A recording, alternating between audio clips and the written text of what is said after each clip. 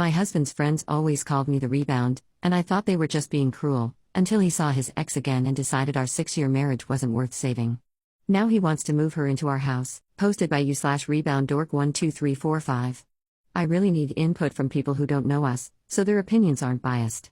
I'm very emotional and tired, so I apologize in advance for any typos.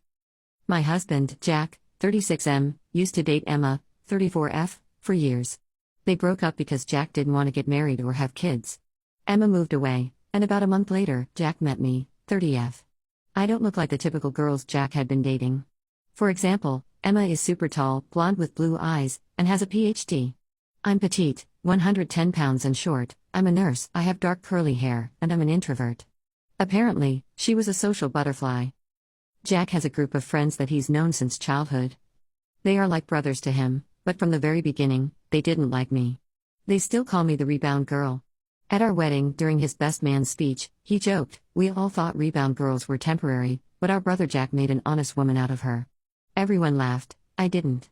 They also joked that I'm just a nurse and that Jack downgraded, since he has a PhD, technically postdoctoral, from a doctor to just a nurse. For my own sanity, I ignore them, and Jack still hangs out with them regularly. Last weekend, there was a fundraising gala, and Emma was there. I saw her for the first time in person. Jack introduced me, and Emma said, "Yeah, I know who she is." The guys weren't kidding when they described her, haha. Jack quickly changed the topic and asked how long she was in town. She said for a week, and then they ended up chatting all night, reminiscing about old times. I decided to talk to other people. Later, at bedtime, Jack mentioned that he should go out to dinner with Emma. I assumed he meant inviting her over, so I asked what kind of food she liked so I could make it. He said no, it would just be the two of them. I asked, like a date? And he replied, "No, just two friends going to dinner." "Why are you so insecure?" I asked him, "Do you miss her? Do you miss being with her?" He said, "I'm not going to lie, it felt great talking to her tonight. There's just something about her." I got really upset and told him he can do whatever he wants, but if he goes on this dinner date, I'm done. He thinks I'm overreacting and being insecure.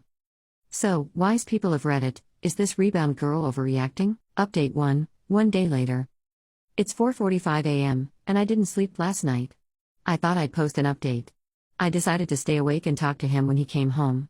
When he did, I told him, "I could have tracked your location, shown up at the restaurant, and done so many things to get my answer. But I'd like to believe you have enough respect for me to tell me. Were you on a dinner date with your friends or Emma?" He showed me pictures and said, "No, it was all of us, me, my friends, and Emma." I was stupid enough to feel relieved, even feeling bad for accusing him. Then he told me to sit down because we needed to talk. He said that after seeing Emma at the gala, he couldn't stop thinking about her. He decided to take Monday and Tuesday, yesterday, off and spent the whole day with her, while I assumed he was at work. He went on about how strong their connection was, how they couldn't stop talking, and how much he enjoyed being with her. He told me I'm a sweet woman, but he never felt that spark with me. He said that at dinner, Emma was laughing and having fun with everyone, and it felt like old times, compared to me being quiet and uncomfortable around his friends. He said it's best if we go our separate ways. I asked him if they had sex, and he didn't reply. I asked again and again, but he still wouldn't answer. I was so upset and asked, "Why did you marry me if you're not over her?" He said he thought I was the one, but these past 2 days made him realize there's no spark between us. He kept going on about how sweet I am and that I'll find someone too. I told him to shut up. I said, "Emma knew about your cancer treatments, where was she when you needed a friend? Why didn't she ever call you back then?" He went quiet. I feel stupid for ignoring all the red flags over the years and wasting 6 years of my life with him. My next step is hiring a lawyer and finding my own place. I feel so numb right now. I'm going to contact my brother to help me. Thank you, everyone. Update 2, same day. I will see a lawyer soon. My ex and I got into a huge argument tonight.